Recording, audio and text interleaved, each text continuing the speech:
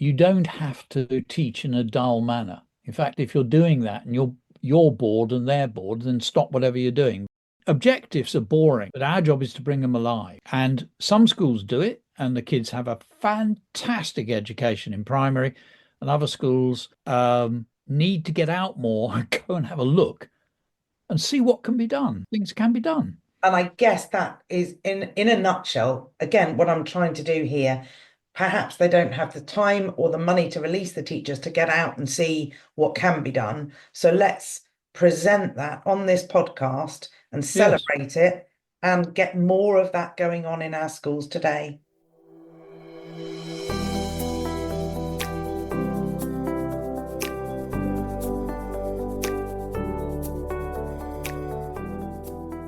Hi, welcome to Creative Minds Shaping the Future. I'm your host, Emma Palastanga. I'm an educator, author, and now podcast producer, curious to discuss a range of views on creativity and curriculum. If you work in education, particularly in the primary sector, and I say talk for writing or Jumpstart Grammar, I'm sure you'll already know today's guest. He's an English educational trainer, writer, author, and poet who has written more than 200 books. Corbett has experience as a teacher, head teacher, and Ofsted inspector. Please don't hold it against him or skip this episode. He's also known for promoting creative approaches in the classroom, and he regularly lectures on education. The UK government have previously consulted Corbett as an educational advisor. He holds honorary doctorates from the Open University for services to education and Winchester University for services to creative education. You can imagine my delight when I sent an invitation to Pi to appear as a guest on Creative Minds Shaping the Future, and he said yes, or to quote him directly, of course, I'd love to do that. So Pi, welcome. For transparency, I should share that you kindly wrote an editorial review for my book, A Creative Primary Curriculum for All, where you said that creativity is central to living a worthwhile and positive life. So how do you define creativity? Well, I keep it fairly simple and clear and a fairly standard definition, I guess. I think probably I got it from Ken Robinson. It would be something like the ability to create, the ability to bring into being something fresh and new that might be of interest or value to ourselves and to others. So it's a sort of a form of problem solving, I suppose. And I see it as central to education. And intriguingly, the words creativity and imagination are not words which particularly are found in curriculum documents. And I suppose that's partly because it's not easy. I mean, you can take knowledge and you can test children and find out whether they know stuff. But of course, knowing a load of stuff without the ability to be creative or without an imagination, it's all rather pointless, and society would just stay as it is. It would just become perpetuating the same old thing. We need to grow young people who can think independently, creatively, critically, and use their imagination in order to envisage a better future. There are so many things that will need thinking about as we go forwards, but both in our personal lives, but also in our working lives and within society, we're going to need increasingly creative people and imaginative people who can envisage new and fresh ways of making life more positive for ourselves and for others. So an education that, I understand the business of knowledge is hugely important. And of course, when you look at people who are very, very creative, they do know a lot about their subject. It's hard to be a creative teacher of, say, science, unless you really know your science. Yes. So quite evidently knowledge is an important part of it, and hard work is an important part of it. The idea that the creative or imaginative being sits and dashes something off is pretty much nonsense. Now, having said that, small children often get very creative, well, and adults as well, I guess, but they get creative insights sometimes almost spontaneously. Something pops into the mind without much logical thought, and bingo, there it is. But in the main, when you're working as a creative, creating things, it needs plenty of practice, deep knowledge.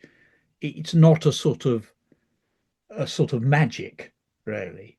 And I think that you can develop the ability to think creatively, and you can grow the imagination as well. I think they're central to a decent educational system. And it worries me that, like you, I will completely accept that knowledge is obviously blindingly obvious. And actually, if I go back to 50 years ago when I started, we were concerned about knowing things then, about knowledge. Um, but it's become such a dominant force without the other side of things like values. People who know a lot can be hugely dangerous if they don't have decent values. Yeah, well, exactly, yes, and we see that going on around us, and there are so many issues still in society and in the world that demand fresh answers, really, to some of these complex problems to do with society and societies and the complex world that we exist in. So we need education that promotes the arts hugely, art and dance and drama and music, but also promotes creativity through all other subjects. And I think I'd agree with you. I think we probably both would say, create the ability to be creative. It's not some weird thing that is the sole province of a few strange people. You've only got to look at very small babies, etc. And they're curious, if allowed to be, and Yes. encouraged. They are curious. We've got a 18-month-old grandson, and he has just he's just tall enough now to reach the door handle. He spends ages playing with the door handle, opening the door, closing the door, fiddling with the mechanism. And you can see he's trying to work it all out. Yeah.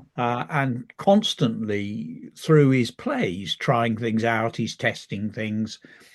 And I think we'd say that all human beings, of course, all of us have that's part of existence, isn't it? That ability to use your natural inclination towards being creative in order to solve problems, for instance, and make your own existence a happier one.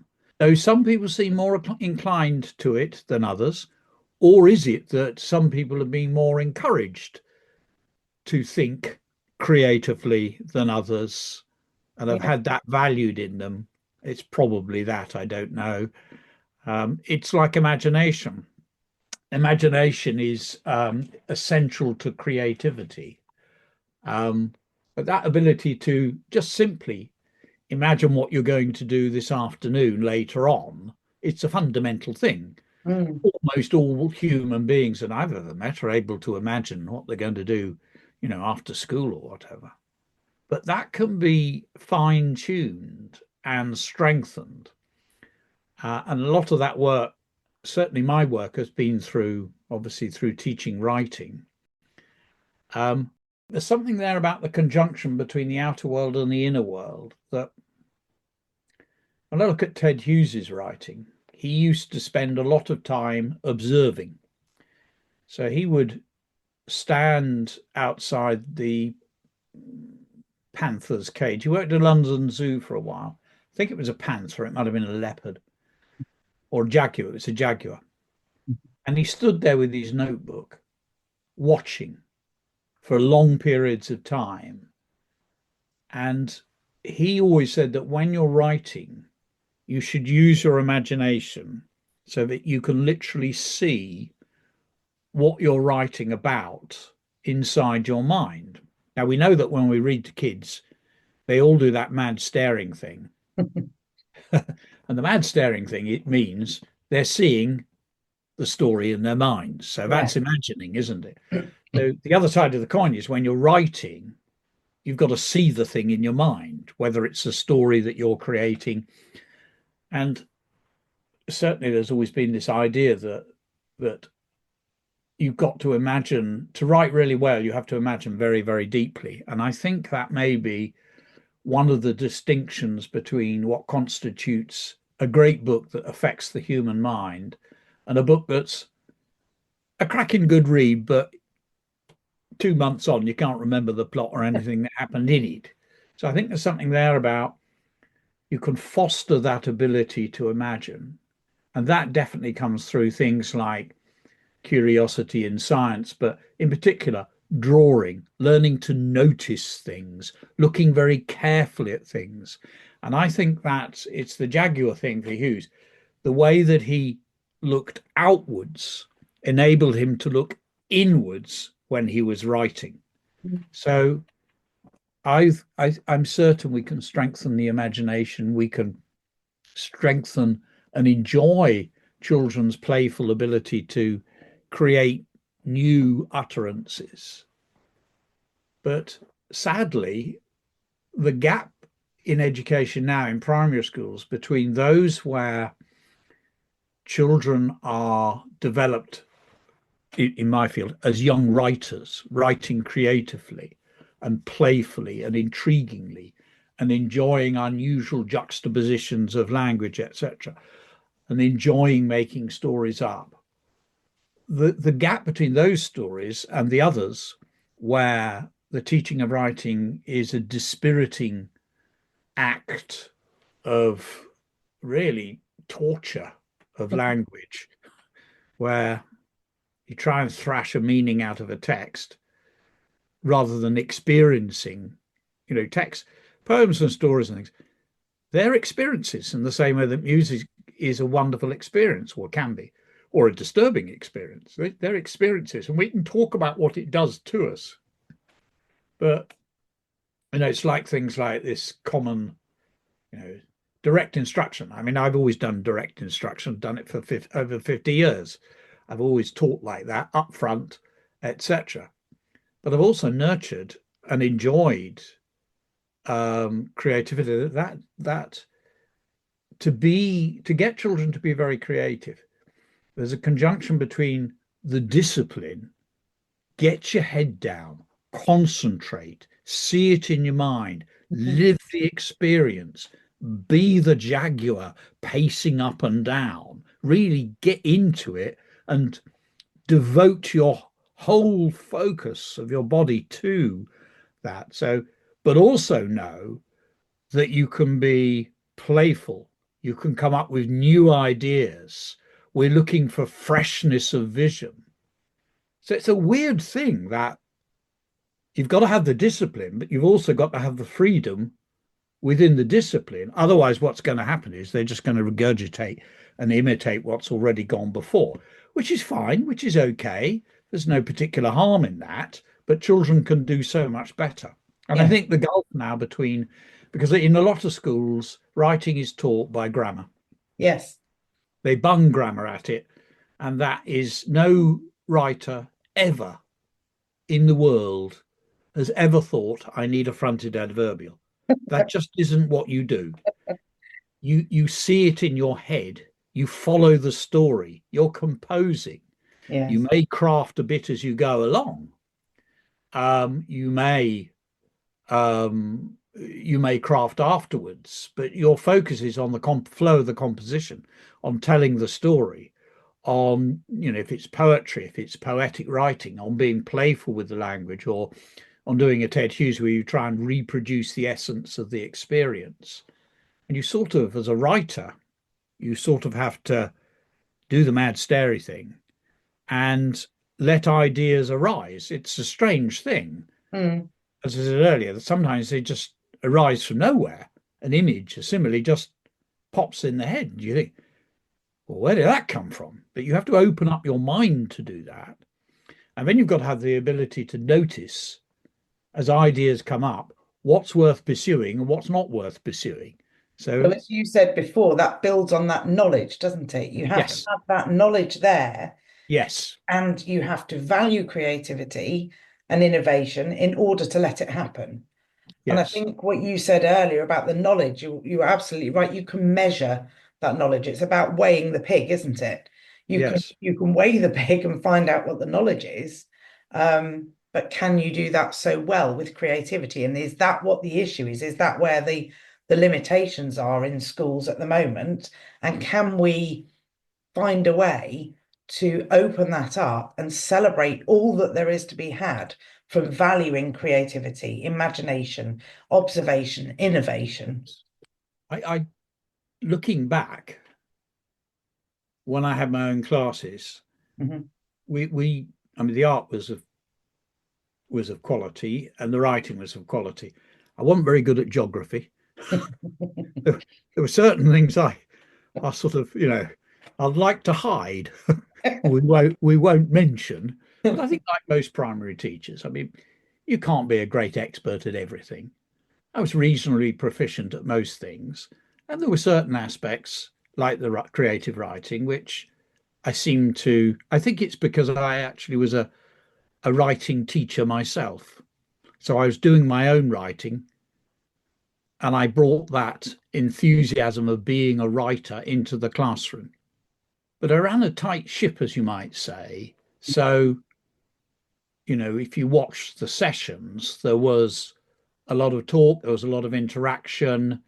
We would usually create a class bit together. So it was a bit like it wasn't exactly demonstration, it was co-constructing. So Yes, we would yes. be creative together before they went in and had a go themselves. And I just loved, weirdly, I loved marking. And I find it very hard now because, this thing people talk about no more marking. Yes, yes, And for me, it was the best bit. I mean, I know they're not talking about marking. We're talking about giving children effective feedback in yes. terms of, well, what's worked well in this and where might you improve it and how do you do it? Mhm. So, but we've always called it marking. But that feedback, I used to love reading their writing. And I can remember my first term running down the corridor in the school I was in to the staff room. And I worked with Brian Moses at one period of Oh, time. yes, yes. Right. And Brian and I would share what the kids had written. We were so excited about the possibilities, the imaginative possibilities, what children could actually do. And they were all kids from a very, very poor estate. But that I learned very early on. That doesn't matter. That's irrelevant to the issue because you can come from the poorest of places and everybody, we can develop their imaginations, we can develop their creative thinking, we can give them knowledge so they can learn to read and write.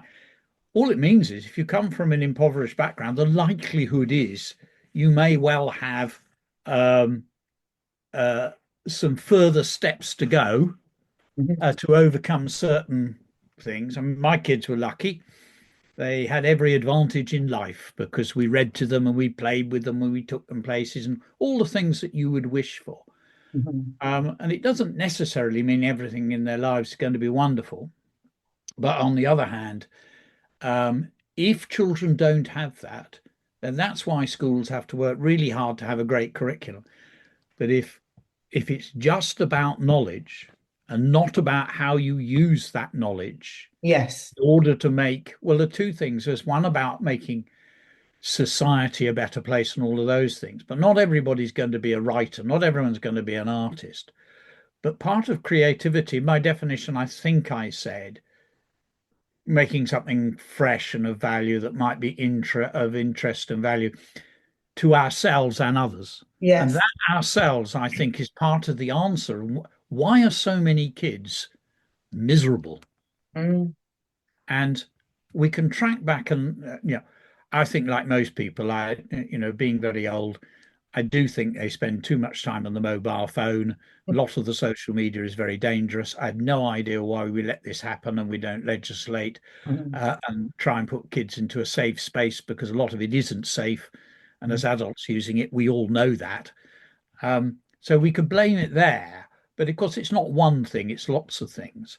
And one thing for sure that we could do in school is to, yes, let's make sure that the words knowledge rich means knowing our art, knowing about art, knowing dance, knowing great mime, having a mime company come into the school, building our curriculum around application and thinking creatively. It's not just the knowledge, it's what you do with the knowledge. Do you Yes, have any absolutely. values? I mean, what's the purpose of it if you can't do anything with it, for goodness sake?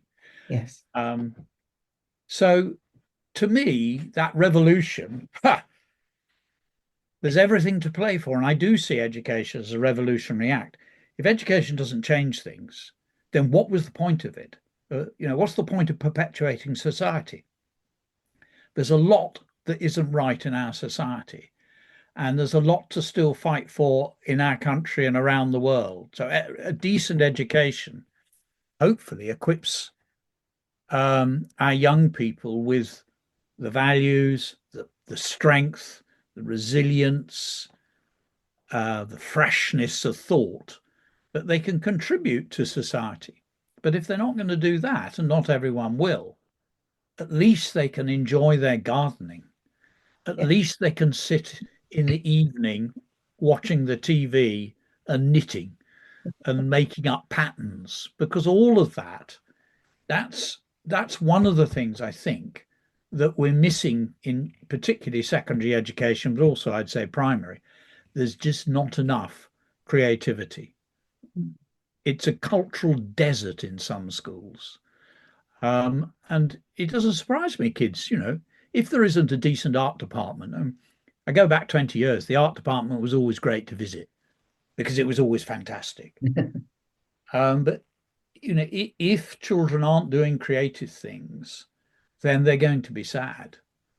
When I There's so start, much to, sorry, there's so yeah, much to be yeah, go said on. in terms of mental health, isn't there, for Yeah, these creative expressions as well, expressive creative arts, whether that be music, drama, yeah, dance, knitting, sewing, yeah, creating, producing something, yes, manipulating clay. There's been quite a lot of research on how that is beneficial. So yes, absolutely. If we're doing that as part of that broad and balanced curriculum, that's going to support our young people's mental health, surely. yes, absolutely. When I first got involved with teaching, I did a stint working at an environmental study centre for Tulse Hill Comprehensive. Tulse Hill Comprehensive was back then, we're going back 50 years, it was a rough joint, really was. I mean, they used to have riots in the playground and throw bricks at each other, and it was really tough. Mm. And a couple of kids came to see me. I think they were year nines, and they'd been to see a football match at the weekend, and they'd been singing in the crowd. They'd never done that before, a crowd of 5,000. So this kid was telling me, he was saying, "Oh, and he hadn't got the words." And I watched him, and he danced from foot to foot. And because he hadn't got the words, and he really wanted to tell me, he wanted to communicate, because he couldn't, his fists clenched up. And I realized then that if you can't create something out of often what is a chaotic life for so many children, if you can't create and communicate, then what happens is the opposite of creation is destruction. It leads to frustration and destruction. And I'm certain that young people in the last 10, 15 years, because the arts have been purposefully, I would say, in most, well, not most, many schools diminished because of that, don't be surprised when you get teenagers who are more moody than they should be. And everybody needs their little slot in the curriculum where they go into a session and they think, "Oh, this is my bit. I love this bit. This is singing with Miss. This is really, it raises the spirits up." So we have to fight the corner in terms of when we talk about knowledge rich. we mean the whole thing, and knowledge at its deepest level, not some superficial knowledge organizer of sort of vulgar facts, but a deep and rich understanding of different subjects and how they relate, etc. And the importance of application of that knowledge, in order to do deep thinking, rich thinking. I actually think if schools don't have those, as if they don't respect children's imagination, then it's going to wither. And you could grow it if they don't give children the chance to be creative, to come up with ideas, and test them out, etc., in whatever subject. Then it's not a proper rounded education. It's a dispiriting education. And as we've said, you then get miserable children who kick against it all. There has to be a place in there for who we are as human beings. And if we don't nurture those bits, then it's a poor education. Linking to that, do you Yeah. have a particular memorable lesson, either from your own school days that you remember enjoying, or one that you've taught that you enjoyed and the children really enjoyed? I did some teaching yesterday morning up the road in the village school. Year 3 to year 6, all in one classroom sort of situation. And I still like to, even though I'm very old, I still like to do bits of teaching, partly because if you're going to pontificate about teaching, you blooming well ought to, you ought to be doing so. I can remember as a student actually at college, sitting in lectures thinking, I bet you can't teach. I still think it's important. It keeps your feet on the ground about the realities, the issues, the problems, which are so many nowadays. But I think teaching for me is a sacred act.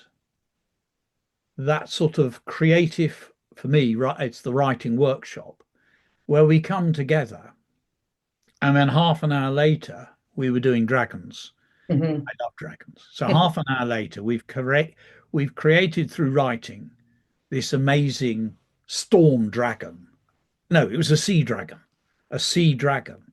And that to me is a sacred act, that a group of human beings, I'm going to read it to you in a minute, a group of human beings came together, and working together, we imagined this dragon and we brought it into being by using our words and some of our writing techniques.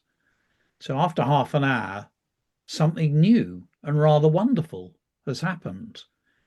And what an amazing thing to do. Incredible, magical. So we called it it's a sea dragon. So this is what we wrote. So this is on the flip chart. The sea dragon spies. Its amber eyes stare like a ruby lemon. Delicate wings glide as fragile as thin ice. Its twisting, ragged horns pierce through the air like a spiral cutlass. Translucent, jagged spikes are like the Andes. Scales glisten, rippling in the harsh wind. Piercing talons clutch like a colossal crane. I mean, what a lovely Incredible. thing to have done together, to have made together. But And so I that think, beautifully yes, illustrates what we said. And one of the chapters in the book, I've referred to this.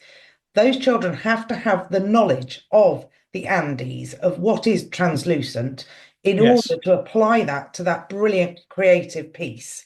yes. Because I asked the girl who said translucent, I said, can you tell us all what that means? And she knew it. She knew, and a number of others chipped in. So that you're right, they had that knowledge. And they knew about thinking, that sort of fishing in your mind that you have to do when you're thinking, fishing around and then noticing a word, a phrase, an idea, and then pursuing it and coming up with something. So they sort of know how to do it. And that's what you give them through the teaching. The more you do that in the teaching, the more they know how to do it for themselves, and bingo, they're off. as young writers. So I've been lucky to have so many experiences of doing writing workshops like that, that have stayed in my mind. One that was very memorable was the rusted bike. So this was in Kent about 40 years ago. So I dragged this rusted bike in, put it up at the front of the class. We had a whole morning, it was year six. First of all, we drew it. So that was close observational drawing. And I did a quick sketch. In those days, it was blackboard. Mhm. I did a quick sketch myself, in which I was really modeling how to look carefully and then try and draw what you were seeing, but be ready to rub a bit out of it, So a little bit about the process and the looking carefully, etc.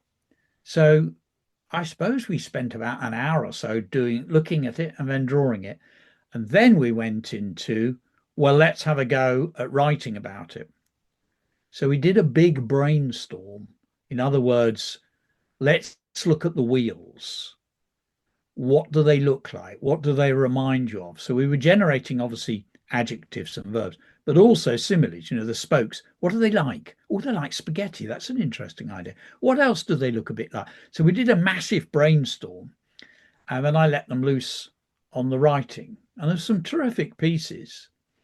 But the reason for telling a story is about 35 years later, one of my colleagues was in Kent and there was a teacher doing talk for writing training. And there was a teacher who came up and said, oh, I remember when Pi came to school and did a workshop and he brought a rusted bike in. And isn't it interesting how first-hand experience matters so much? Yes. Now there is a style of teaching in primary, probably the same in secondary, which is really, you have a PowerPoint, you talk through the PowerPoint and they do some work. That's That not teaching. Yes, that's kind of what bothers me at the moment as well. It's very much back to the old chalk and talk Yes, without the imagination. And I think the experiential learning is so important, particularly for those disadvantaged children who yes, perhaps don't get so many opportunities as more affluent families will do. yeah. It was always my starting point when you looked at your class and you had to think, right, what's going to capture them? What's going to interest them? And there were two big things. One was, what novel are you going to read to them? That was always a big thing, the book at the end of the day. And I used to spend a lot of time working out what I was going to. And the other big thing was, what first-hand experiences were we going to use to write from, to trigger the project work, to use as a basis for art, etc. So the first-hand experience was hugely important then. It seems to be less important because people can rely on film clips, which is fair enough, and images, which again is fair enough, but it's not quite the same as No. having the rusted bike or the, I don't know. I've got a collection somewhere in the garage of old skulls. I've Oh. got a badger's skull, a fox's skull, etc. And the kids would draw these skulls and then we'd write about them. And there's something there too about wonder, Mm. Yes, the awe and um, wonder. the awe and wonder of Mm. it's a bit like that lesson where you lower the blinds and light the candle. And it's magic. That is magic. And it Mm. casts the shadows and it glows. And what does that flame look like? And I remember one kid said the flame fidgets. It's just a lovely, lovely use of language. Beautiful. Flame fidgets. A lovely idea. And if that child hadn't seen that candle, would they have really come up with that No, description? No. no. And that goes back to the Hughes thing. In order to do the writing, you've got to look and observe and notice things. Otherwise, you're going to say the sea was blue. Yes. Well, it ain't very blue off the Northumbrian coast. So there's something about truth and close observation. So when I taught, I had two big signs. Are you an observer? And the other one was, are you a word searcher? Seeking those words to Brilliant. bring experiences alive, to preserve the experience, to communicate the experience, to make something. You see, you can't imagine anything new, really. All you can do, I think, is imagine reimagine what you know, and then work with that and change it and alter it and manipulate it. But the richer, the more you've got in here, Yes. that's your knowledge rich, is all the stuff in here. Mm. And I think you're absolutely right. Certainly, so the really effective schools I work with, there's such a commitment to the museum, the art gallery, the trips, visitors in, taking them down to the park when they're in year one to feed the ducks. You know, mapping out the rich vein of experience across a primary school, that wouldn't be a bad starting point. You know, each unit of work probably needs as good a experience as we can get, and not just death by PowerPoint. No, and they don't have to be expensive. Like you say, No. going down to the park to feed the ducks. Yeah, Just lovely. need a bit of old bread, your Yeah. walking shoes, and off you go. If you live near the beach, you can go down to the beach and Oh, yeah. experience so much. It doesn't have to cost a lot of money. No. All those things like bark rubbing, Mm. going and looking at bark. It's to somebody who doesn't do this, it probably sounds quite unusual, but bark is quite it's quite interesting actually. And I think too, if you're an observer, a noticer, you probably have a happier life.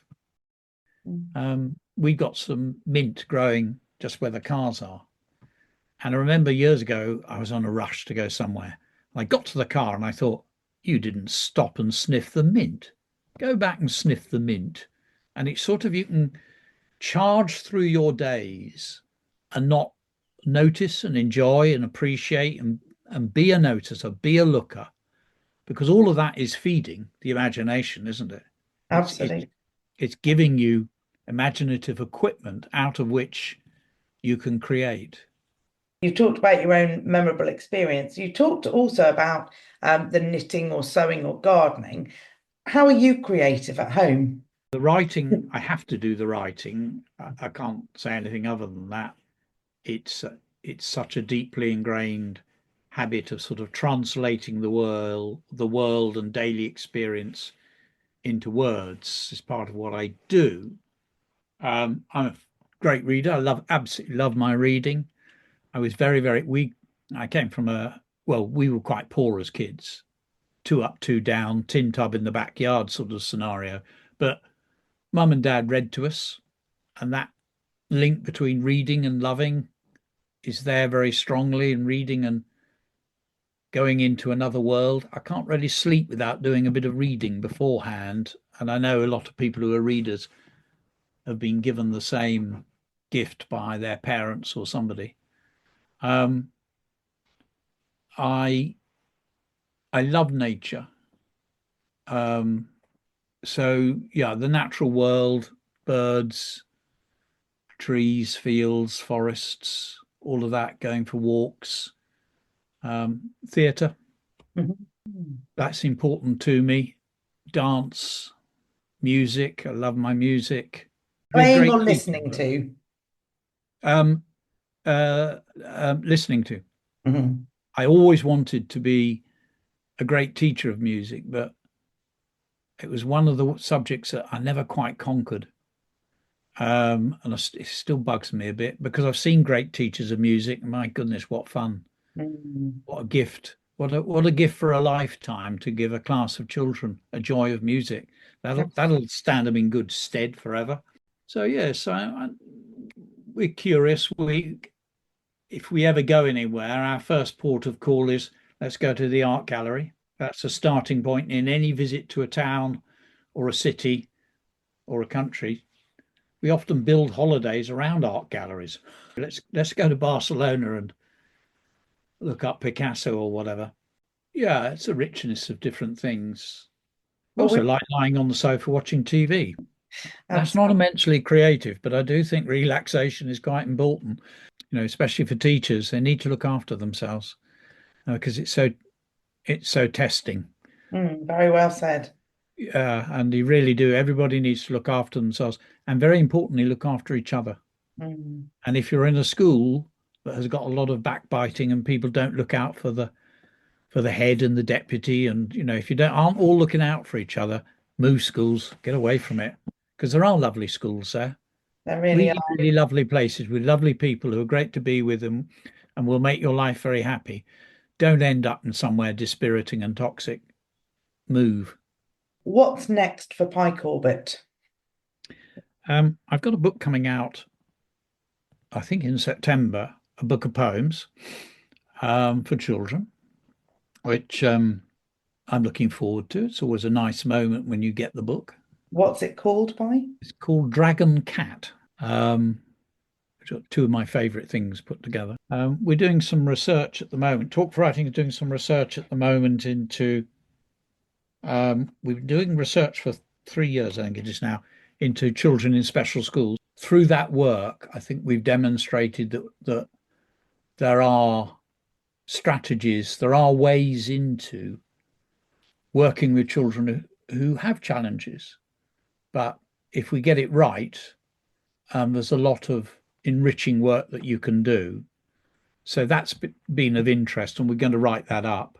And at the moment, we're looking at what makes a highly effective school. Why is it that in our training centres, there's about 15 of them, why is it that children from poor backgrounds are more likely to be at the expected level or greater depth than if they were in other schools? When we put the data together, our schools have higher attainment than the national average, despite nearly all of them being in challenging areas. So what is it that those schools are doing?